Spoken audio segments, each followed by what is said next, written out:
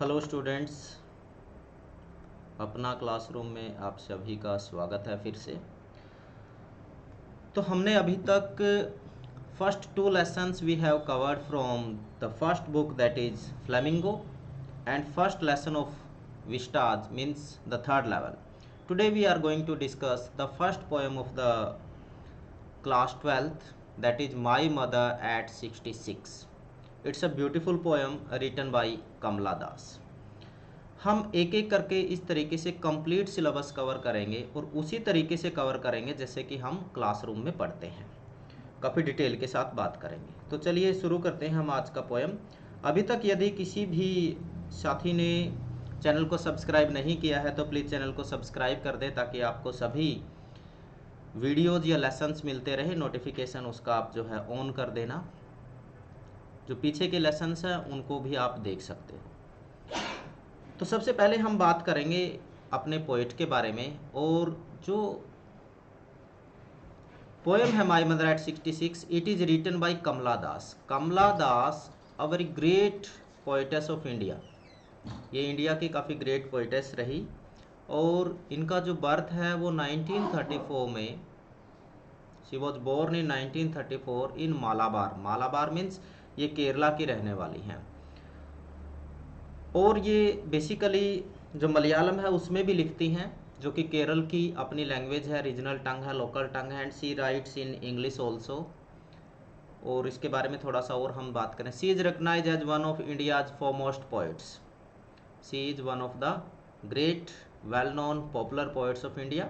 Her works are known for their originality. उनके जो works हैं यानी कि पोइट्री है उसकी खासियत क्या क्या है? Originality, versatility and indigenous flower of the soil. कहिए कि यहाँ के जो लोकल है, इंडियननेस है, या हमारा जो अपना इंडिजीनियस कल्चर है उसकी खुशबू उनकी पोइट्री से आती है।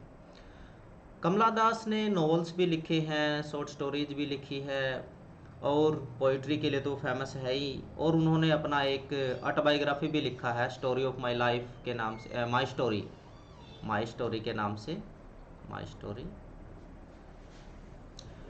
मलयालम यानी कि जो केरला की लैंग्वेज है उसमें वो लिखती हैं अपने, उनके नाम है माधव कुट्टी के नाम से। और कमला सुरैया इनका ओरिजिनल नाम था। तो केरल यानी कि मलयालम में माधव कुट्टी और इंग्लिश में लिखती हैं कमला दास के नाम से। तो चलिए हमारा जो फोकस है वो पोएम के ऊपर है, तो स्टार्ट करते हैं। तो थोड़ा सा और इनके लाइफ के बारे में दिया हुआ है। Some of her works in English include the novel alphabet of lust. It's a novel by Kamala Das, alphabet of lust, that published in 1977 along with the collection of short stories Padmavati the harlot होता prostitute and other stories, जो 1992 में publish होता है। ये हाँ, इसकी मैं बात कर रहा था। Relationship in lyric idiom my mother at 66 is an example. अब देखिए जो माई मदर एट 66 जो आज का हमारा पोएम है उसमें रिलेशनशिप है। रिलेशनशिप किसकी रिलेशनशिप है? Basically mother and daughter, mother daughter relationship की बात है। यस। यदि आप इस पूरे पोएम को बड़े ध्यान से देखोगे तो सबसे पहले देखिए कि पूरी की पूरी पोएम जो है वो एक सिंगल सेंटेंस में लिखी गई है। There are certain commas, semicolons, colons ये बीच में लगे हैं और लास्ट में भी क्या है? 3 डॉट इलिप्सी है। It means still to be continued. ये इसका मतलब क्या है, सिग्निफिकेंस क्या है, इसकी भी हम बात करेंगे। तो टाइटल है my mother at 66। It means that she is going to draw a sketch of her mother who is 66 year old. It means she is old lady. ये ओल्ड लेडी है। तो इसका मतलब क्या है कि इफ मदर इज ओल्ड तो बेटी जो अभी डॉटर है शी इज यंग। स्टोरी का प्लॉट क्या है, सॉरी पोएम का प्लॉट क्या है? अभी हम लिटरल मीनिंग की बात करेंगे, उसके बाद मेटाफोरिकल मीनिंग की बात करेंगे कि जो दोनों ही माँ बेटी है, मदर डॉटर है, अब driving from my parents home, अपने पेरेंट होम से कहाँ जा रही हैं? कोचिन जा रही हैं। मतलब driving from my parents home to Cochin last Friday morning. तो she is talking about last Friday morning when they left for Cochin from her parents home, Cochin के लिए रवाना हुई है। लेकिन ये नहीं लिखा हुआ है रेलगाड़ी है, गाड़ी है, क्या है, सिर्फ ये लिखा हुआ कि घर से कोचीन के लिए जाती है। चलो, आई सो माई मदर, जब ये जा रहे हैं रास्ते में तो जो नरेटर है यानी कि पोइटेस है, she looks towards her mother beside me, जो उसके पास में बैठी है। बिसाइड से देखिए दो होता है, एक होता बिसाइड्स और एक होता बिसाइड। बिसाइड का मतलब होता साइड में और बिसाइड्स का मतलब होता है साथ साथ, इसके साथ साथ। वो उसके पास में बैठी है, साइड में बैठी है।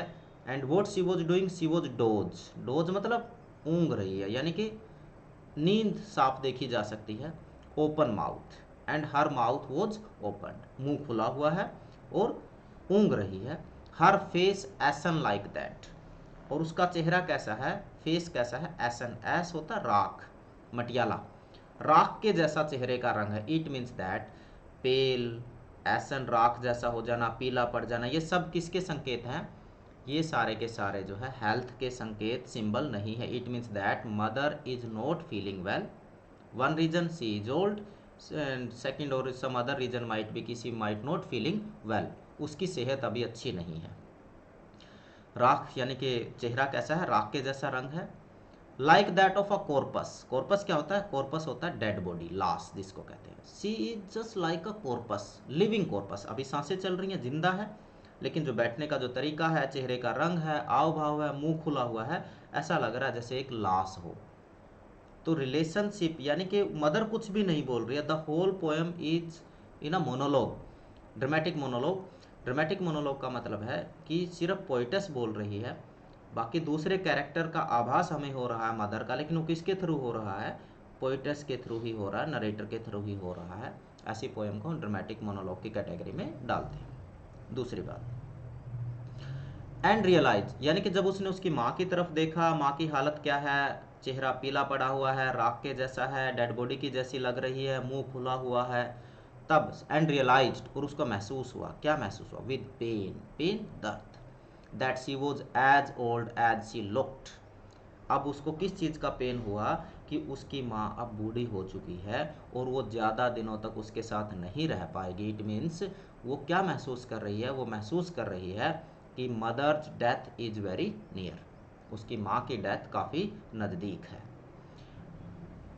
लेकिन उसके बाद फिर वो क्या करती है, लेकिन फिर उसका मन दुखी हो गया ऐसा देखकर, फिर अपना माइंड को डाइवर्ट करने की कोशिश करती है। But soon put that thought away, किस चीज़ का थॉट है, डायरेक्टली मेंशन नहीं किया, लेकिन क्लियर है कि she thinking about the death of her mother, और फिर उस आइडिया को पुट दैट थॉट अवे, उससे छुटकारा पाने के लिए। जिससे कि देखिए यहाँ बहुत ही फिलोसफिकली कमला दास हैंडल कर रही है पोएम को, कि ये एक इटरनल ट्रूथ है कि डेथ सबकी होनी है, उसके बावजूद भी no one is ready to accept this fact, कोई भी इस बात को मानने को तैयार नहीं होता। जैसे अभी मैं बैठा हूँ, आप लोग देख रहे हैं, तो हमें लगता ही नहीं है कि हमारी डेथ हो जाएगी, लेकिन ये सच है, होनी तो है।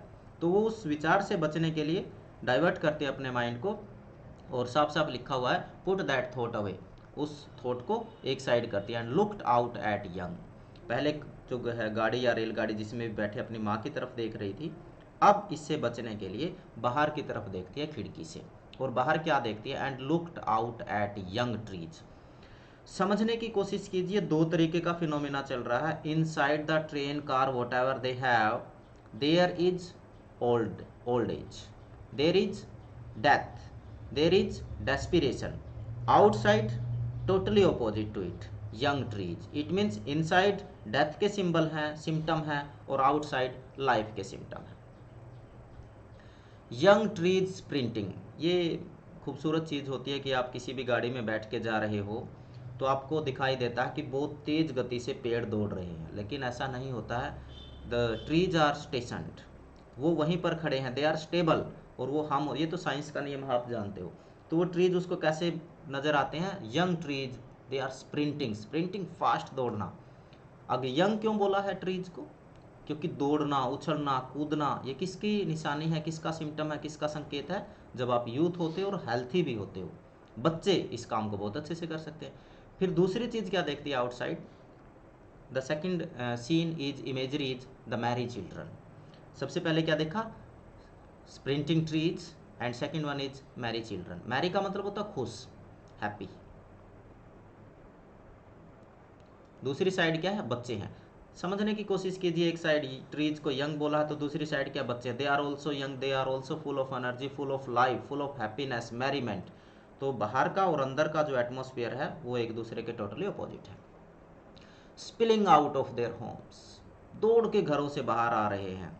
But after the airport security check, अब यहाँ से हमें पता चला कि वो अपने घर कोचिन से चलकर कहाँ पहुँचे हैं, एयरपोर्ट इनको जाना था।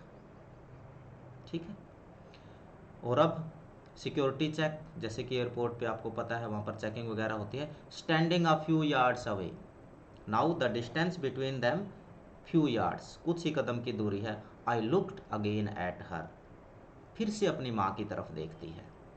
वैन, वैन का मतलब, वैसे तो वैन जो है ये पीलेपन के लिए या यूं कहिए चांद के लिए, मून के लिए वर्ड यूज होता है। एक पक्ष होता है जिसमें चांद पूरा ब्राइट चमकता हुआ दिखाई देता है, दूसरा पक्ष होता है जब फेड करते करते करते और अमावस्या आ जाती है। पेल, पीलापन। As a late winter's moon, जैसे कि सर्दियों में चांद जो है थोड़ा फीका पड़ जाता है, उसकी वो चमक नहीं रहती, वैसा उसकी माँ का फेस था। उसकी तरफ फिर से देखती है।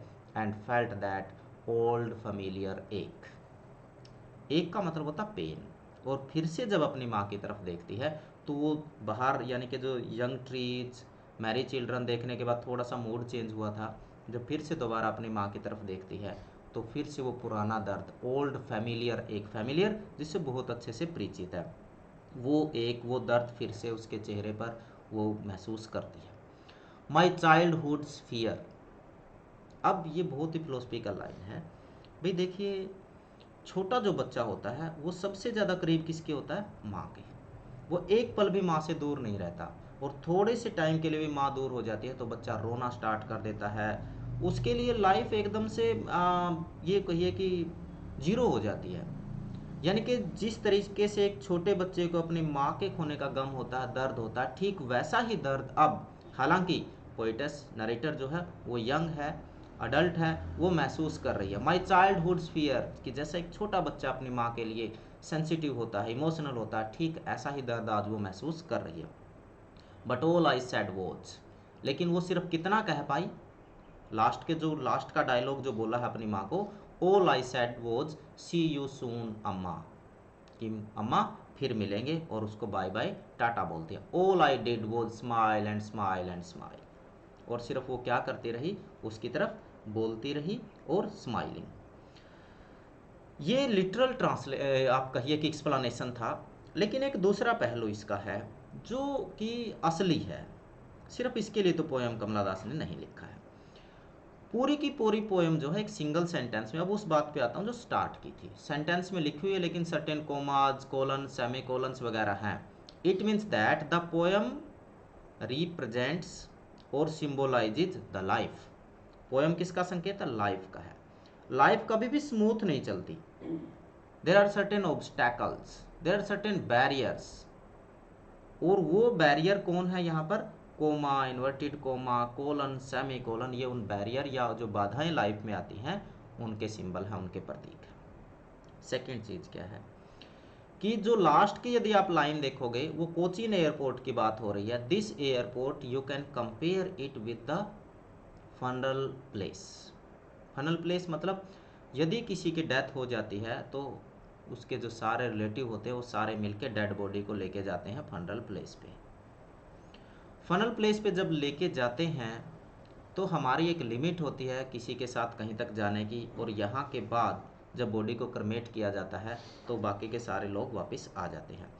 तो ये जो लास्ट का जो एयरपोर्ट है, airport symbolises the funnel place here, और वो लास्ट में उसको क्या बोलती हैं, अडीयू, गुड बाय। दूसरी तरफ जो मिथोलॉजी है, हिंदू मिथोलॉजी है, वो किस में बिलीव करती है, वो बिलीव करती है रीबर्थ में, रीबर्थ। और दैट्स वाई लास्ट वर्ड जो पोइटस के वो क्या है, सी यू सून अम्मा, सी यू सून अम्मा, all I did was smile and smile and smile. तो ये एक एक्सप्लेनेशन हो सकती है कि शायद पोइटस को ये उम्मीद है कि definitely she will meet her mother again in the next birth also, और जैसे कि हम बोलते हैं कि स्वर्ग में मिलेंगे, क्योंकि हमारे यहाँ इस तरीके का कॉन्सेप्ट है। हालांकि it is totally a mythological concept और spiritual concept, that is not concrete concept. ये हमारा फिलोसफी है, दर्शन है, जो इस तरीके से हम कहते हैं कि there might be another world that is the देव वर्ल्ड, और you can say the heaven और हेल।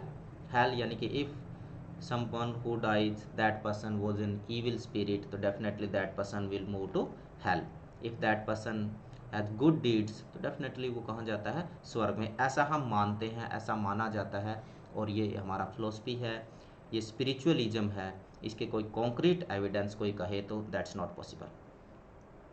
तो आई होप कि आपको पोएम का दो लेवल पर समझ आया होगा। एक जो लिटरल था, यानी कि वो बहुत आसान, उसको आप कहीं से भी देख सकते हैं, लेकिन ओरिजिनल जो मैसेज होता है वो होता है सिंबॉलिकल मैसेज। तो इस तरीके से अब क्वेश्चन किस तरीके के बनेंगे कि जो स्प्रिंटिंग ट्रीज हैं वो किसके सिंबल हैं, मैरी चिल्ड्रन किसका सिंबल है, मदर के जो फेस के हाव भाव वो किसका सिंबल है। जैसा कि मैंने पहले ही बताया, जो मदर के हाव भाव हैं फेस के, वो किस चीज़ का सिंबल है, they are the symbols of death. और दूसरा डिजीज मतलब नॉट हेल्थी, सेपरेशन, दुराव की स्थिति आने वाली है। बच्चे हैं, यंग ट्रीज हैं, स्प्रिंटिंग ट्रीज है, it means that full of energy, happiness, merriment, enthusiasm towards life. और लास्ट में जो सी यू स्यू नम्मा, इसका कॉन्सेप्ट अभी हमने क्लियर किया है। दूसरा जो है, पूरे यदि आप पोएम में देखोगे तो दो तरीके की इमेजरी यूज हुई है। एक जिसमें पॉजिटिव वर्ड्स आए हैं जैसे यंग ट्रीज, मैरी चिल्ड्रन, ठीक है ना। दूसरी तरफ जो ज़्यादातर जो वर्ड्स यूज है वो किस तरीके के हैं, वो वर्ड्स हैं सैडनेस के, जिसमें आपका किस तरीके के वर्ड है, वैन है, पेल है, एसन लाइक फेस है, कॉर्पस है। तो ये क्वेश्चन बनते हैं, तो आपको एक एक पॉइंट क्लियर होना चाहिए। Still if you have any doubt in your mind you can write in comment box. I will try my best just to clear all the doubts in the next video, and in the next video we will discuss the question answers. तो in the meantime please note down the important points in your notebook, और जो doubt है वो भी लिख लीजिए ताकि हम नेक्स्ट लेसन में इसको डिस्कस कर सकें। Thank you, thanks a lot.